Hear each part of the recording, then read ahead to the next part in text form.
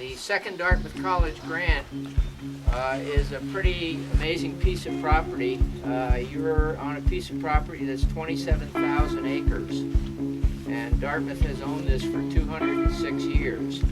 It was given to Dartmouth by the state of New Hampshire back in the Eliezer Wheelock days when he was begging for money, and this is what the state of New Hampshire gave him for money.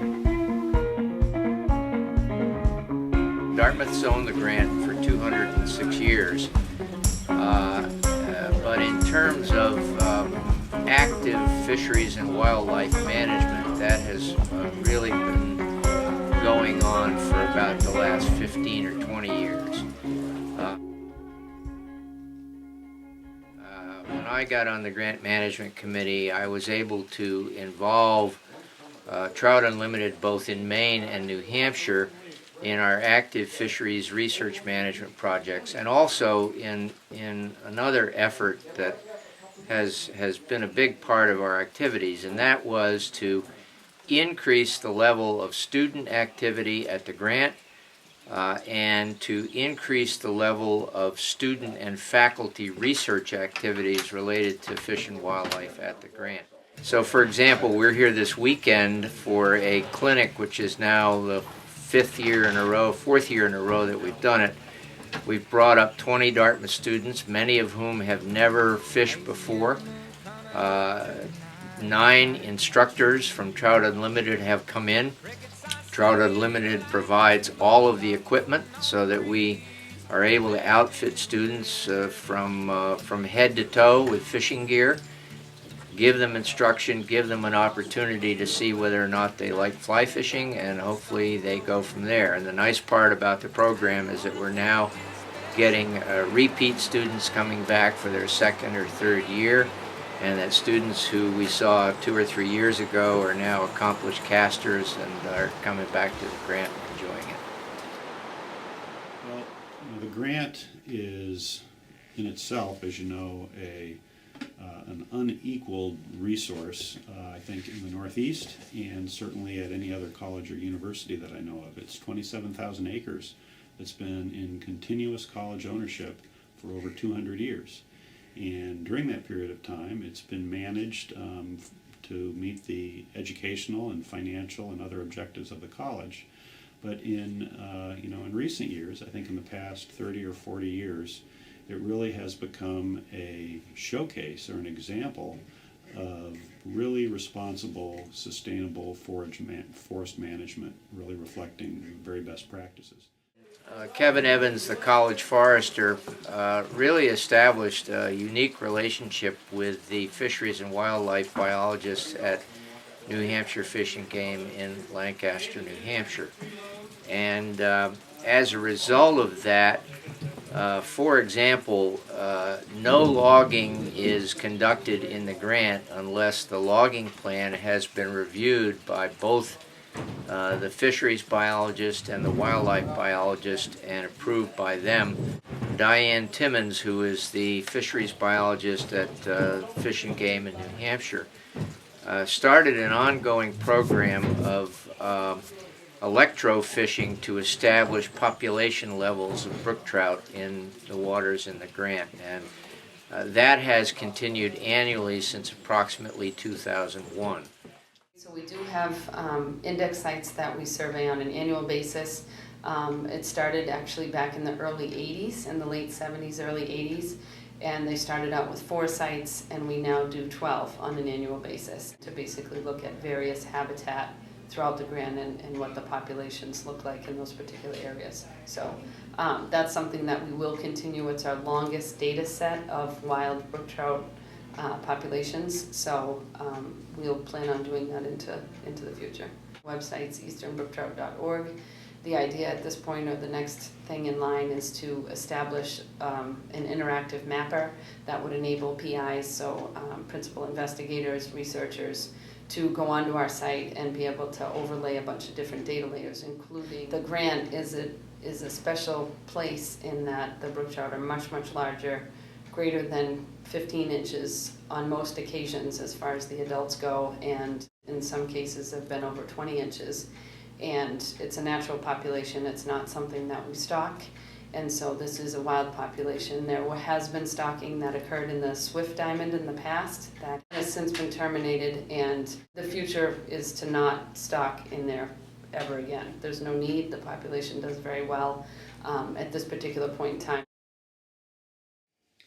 I wanted to establish a baseline for future monitoring of spawning. So I spent 2 weeks in October documenting where fish were spawning, how many fish were spawning in these places, and how large they were, because ultimately the size of a female predicts how many eggs that she'll produce, so the larger the female, the more eggs. One particular site over the course of 2 weeks was used by 50 fish. 16 of those were females, the rest were males, and females tend to spawn later in life. So these 10 of the 16 females were larger than 12 inches, so they're a couple years old at that point. But because they're so large, that also means that they're contributing a lot to the natural reproduction within the grant system. Data collected from temperature loggers that were buried in the stream show that the stream bed temperature is 3 to 4 degrees warmer than the stream column temperature in the winter. This allows the fish to develop quicker, so they're out before ice out, as well as they don't freeze during the winter. And so we're thinking that there's significant groundwater input into these sites, and that's a factor for site spawning selection. I think we've succeeded in increasing student interest and involvement in fishing and recreational activities. More importantly, the role of the grant in the overall educational program at Dartmouth is increasing, and one of the primary goals of the Grant Management Committee is to increase student and faculty research and academic activity at the grant. And so there's been academic research of one kind or another going on at the grant since I was an undergraduate. There's a little book up here on my bookcase somewhere about birds of the second college grant. There's another student I know who spent the summer up there counting and documenting hanging culverts. So there's been a variety of that kind of research. Recently, there's been a real opportunity to do fisheries-related research, and we've been fortunate to be able to support that through the Northern Studies internship program. But one of the wonderful things about fisheries-related research, besides the basic science involved, is I think we recognize that what the fish do up there and where they are and what kind of condition they're in are really markers for the quality of the water, and the quality of the water is really a marker for the quality of the grant environment, and the grant environment is really a marker of the quality of the surrounding environment. So this is a very focused way to get a picture at different levels about what the natural world is doing up there.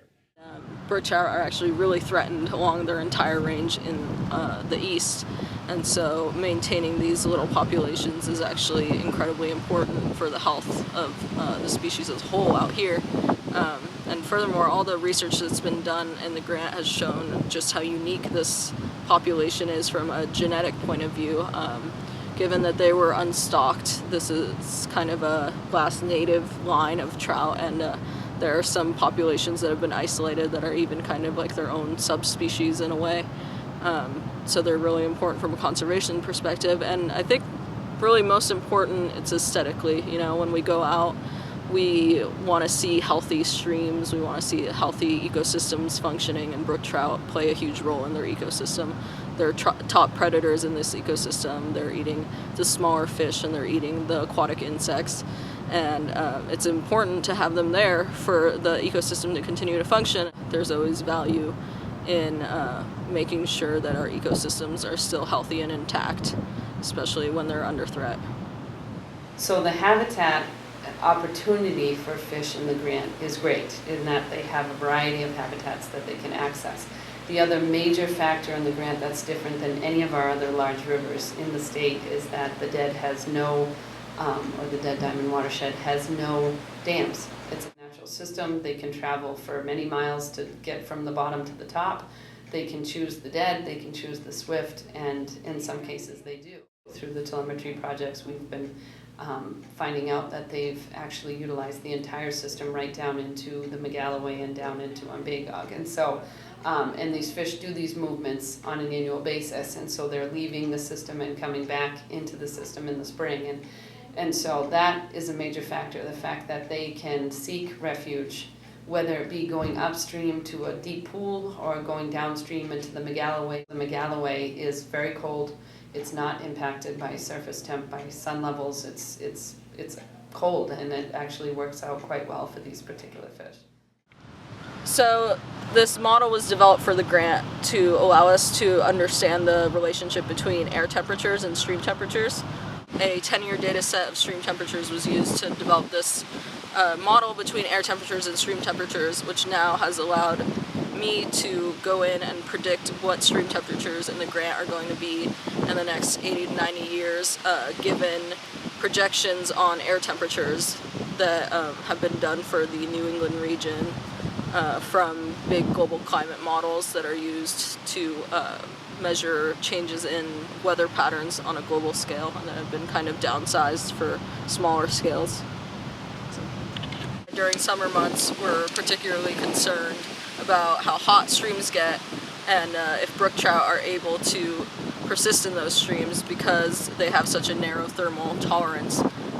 They're happiest between like 10 and 19 degrees Celsius, so any temperatures above that, they start to feel a lot of physiological stress. So obviously temperature is one of those things that are very critical for brook trout, knowing that temperatures greater than 22 degrees are a problem. And then also what we're finding now in our latest research is that greater than 19 and a half young of the year survival starts to decline, if not erase. And so that's something that we're looking at too, is the time of period that it needs to be influenced by the 19 and a half, and if it's something that can get to 19 and a half a few times and then as long as it cools off you're okay, or is it a consistent period of 19 and a half, and what that consistent period actually is. It's a great research playground, and I think that there's a lot of things that people can do. You know, I also hope that working together with my colleagues elsewhere at the college and with faculty colleagues, that we can do more to promote more academic use of the grant. This is an incredible college resource. The biggest thing I've gotten out of doing research there is kind of realizing the potential for so much more, and it's gotten me so excited about what kinds of things undergrads can do, grad students can do, and especially the collaborations between everyone, because there's so many people that are really invested in seeing the grant become a bigger educational tool at Dartmouth.